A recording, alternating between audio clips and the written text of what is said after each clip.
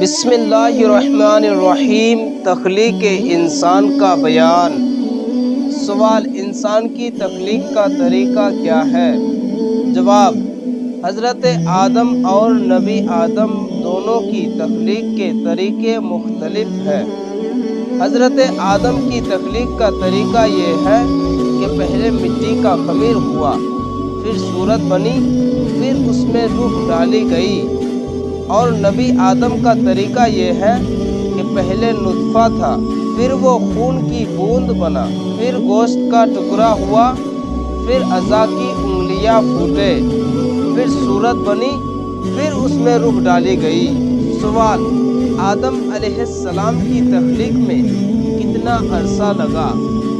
جواب: 120 سال۔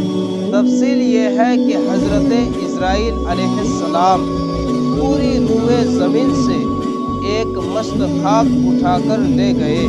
فرشتوں نے بحکم خداوندی سے اس مشت خاک میں پانی ملا کر گارا بنایا۔